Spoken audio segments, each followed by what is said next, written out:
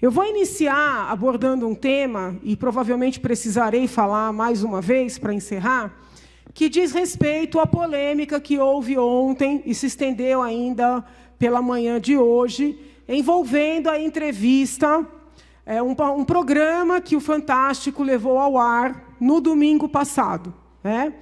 O Fantástico com o intuito de evidenciar que as mulheres transexuais presas ficam abandonadas no sistema, entrevistou um número significativo, mostrou várias mulheres trans presas, entrevistou outras tantas, apresentou um gráfico pizza, evidenciando os crimes pelos quais essas transexuais estão presas, uma parte significativa, roubos, havia lá uma indicação de furto, se eu não estou equivocada, uma parte significativa de tráfico, uma parte de associação para o tráfico. Não havia, nesse gráfico pizza, tá? O gráfico pizza é aquele redondo que tem as separações. Não havia nenhuma indicação da prática de crimes sexuais. Em especial, não havia nenhuma referência a estupro de vulneráveis, nem a homicídio, especialmente homicídio de crianças. Por que eu estou destacando isso? Porque a matéria foi uma matéria muito longa. Os jornalistas que fizeram a matéria, porque assim, o entrevistador é o Dr. Drauzio Varela, mas ninguém acha que é o Dr. Drauzio que monta a matéria, que decide qual entrevista vai para o ar. Existe uma equipe técnica que faz essa análise. Então, esta equipe técnica, os líderes lá do jornalismo da Globo, que não são amadores, eles tomaram o cuidado de fazer um gráfico indicando os crimes nos quais essas pessoas transexuais estão envolvidas. Fizeram algumas entrevistas. Uma das pessoas entrevistadas, que no caso era uma pessoa detenta que atendia pelo nome de Lola, teve seu crime especificamente narrado. Eles disseram, Lola foi condenada por roubo. No entanto, quando entrevistaram uma pessoa presa que atende pelo nome de Suzy, não disseram por qual crime Suzy tinha sido condenada, fizeram uma entrevista emotiva com Suzy, dizendo que Suzy havia 8 anos que não recebia visitas da família, que Suzy estava abandonada, que Suzy se casou no sistema e foi também abandonada pelo marido. Ou seja, qualquer ser humano que assiste aquela entrevista fica penalizada pela situação de Suzy.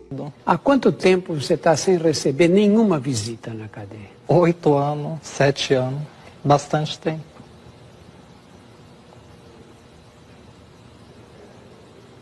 É isso. Solidão, né, minha filha? Bastante. Bastante.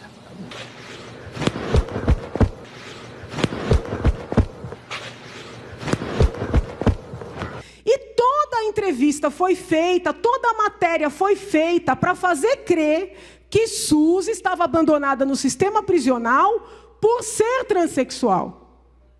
Esse foi o ponto, esse foi o centro da matéria. Eles esconderam o crime praticado por Suzy, vitimizaram Suzy e fizeram com que a população, que é uma população boa, que não é a população preconceituosa que eles querem fazer crer que a população se sentisse tocada e começasse a querer enviar cartas, senhor presidente, para a pessoa presa que atende pelo nome de Suzy. De forma que, em um dia, essa senhora recebeu mais de 200 cartas. Ocorre que alguns jornalistas conseguiram levantar o processo pelo qual essa pessoa está presa. Essa pessoa foi condenada a 36 anos. Esses 36 anos, por força da limitação do Código Penal, foram reduzidos para 30 anos no STJ. Essa pessoa foi condenada, inclusive, com base em depoimento de familiares dessa pessoa, os familiares que foram colocados como algozes, os familiares que foram colocados como preconceituosos que abandonaram essa pessoa no cárcere. Esses familiares tiveram que cortar na própria carne e ir lá dizer que Suzy é perigosa, para a sociedade, é perigosa para as crianças, que já tinha atacado mais de uma criança, e o caso que conseguiram comprovar foi um caso de uma criança de 9 anos de idade, que a mãe, carente, precisando sair para trabalhar, e o pai também, precisou deixar em casa, dormindo no quarto. E esse infeliz, que morava próximo, invadiu a casa da família e violentou uma criança de 9 anos, estrangulou uma criança de 9 anos, levou o corpo e só devolveu quando o corpo estava podre. Eu quero saber onde é que está a transfobia de dizer o crime que essa criatura cometeu. A Rede Globo escondeu dolosamente, porque os roubos eles anunciaram. Fizeram a população entender errado, ficar contra a família da própria transexual. Todo mundo quis escrever carta para ela. Sabe o que fez a SAP, senhor presidente? Uma postagem.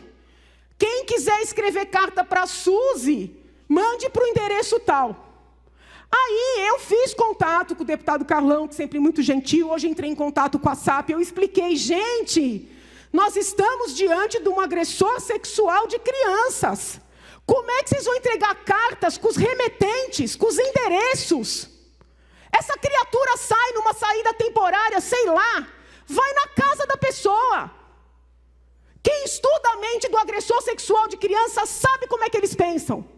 Eles acham que a criança quer, que a criança está pedindo. Eles constroem uma maluquice irreal na cabeça deles. Vai entregar o endereço de gente boa, gente honesta, gente caridosa na mão dessa pessoa? Que brincadeira é essa?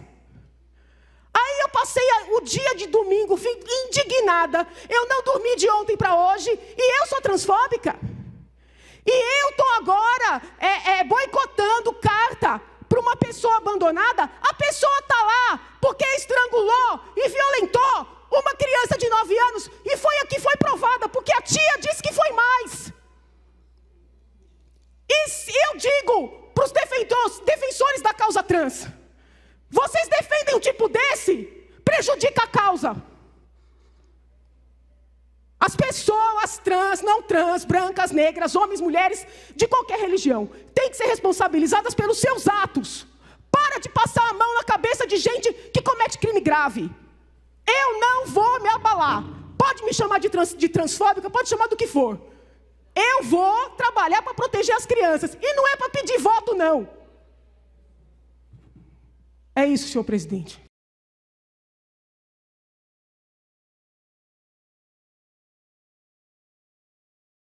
Domingo passado, o Fantástico exibiu um quadro do Dr. Drauzio Varela sobre uma situação que o Estado brasileiro precisa enfrentar. Mulheres trans que cumprem penas pelos crimes que cometeram em meio a presos homens, o que gera toda sorte de problemas, como foi visto aqui. Os crimes das entrevistadas não foram mencionados porque este não era o objetivo. Foi divulgada uma estatística geral do Ministério da Mulher, da Família e dos Direitos Humanos sobre as presidiárias trans, mostrando que 38,5% estão presas por roubo, 34,6% por tráfico, 15,4% por furto, 7,7% por homicídio e 3,8% por associação para o tráfico. O quadro gerou muita empatia no público, mas também críticas, exatamente por não mencionar os crimes. Sobre as críticas, Dr. Drauzio Varela divulgou a seguinte nota, que o Fantástico apoia integralmente. Abre aspas. Há 30 anos cuido da saúde de criminosos condenados. Por razões éticas, não busco saber o que de errado fizeram. Sigo essa atitude para cumprir o juramento que fiz ao me tornar médico e para não cair na tentação de traí-lo, atendendo apenas aqueles que cometeram crimes leves. No quadro do Fantástico, segui os mesmos princípios. Sou médico, não juiz. Fecha aspas.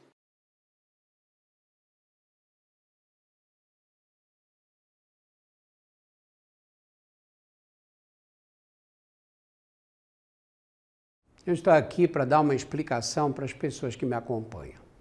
No último domingo foi revelado para o país, inclusive para mim mesmo, o crime cometido por uma das entrevistadas da matéria que apresentei no Fantástico no dia 1º de março. Não há o que falar. É um crime que choca a todos nós. Escrevi uma nota em que fui sincero ao dizer que não entrei naquela cadeia como juiz, e sim como médico. Ser médico orienta o meu olhar em todas as situações, não só quando eu estou atendendo pacientes. Faço isso há mais de 50 anos, seja no consultório, nas cadeias, nos livros que escrevi, na televisão, nos jornais e na internet. Posso imaginar a dor e peço desculpas para a família do menino que foi involuntariamente envolvida no caso. Na matéria em questão, o foco era mostrar as condições em que vivem as transexuais presas. As estatísticas oficiais indicam que a imensa maioria delas está presa por roubo e furto. A maneira pela qual a Suzy foi apresentada deu a entender que ela fazia parte desse grupo majoritário. Por isso eu entendo a frustração de quem se decepcionou comigo. Ali aconteceu o seguinte: eu terminei a entrevista, que foi uma entrevista longa, e ela ficou de cabeça baixa no fim, quando eu perguntei há quanto tempo ela não recebia visitas. Ela falou 7, 8 anos. Eu ainda disse para ela, solidão, né, minha filha? Nessa hora ela se virou para mim. Ela se virou com um olhar tão triste que me comoveu. E eu dei um abraço nela. Para quem acha que eu errei, desculpa, mas esse é o meu jeito. Eu lamento, mas assumo totalmente a responsabilidade pela repercussão negativa que o caso teve. Agora, eu gostaria de dizer claramente, e sem nenhuma chance de que eu volte atrás no futuro, que nunca fui e nem serei candidato a nada. As pessoas que estão explorando politicamente esse episódio podem ficar tranquilas.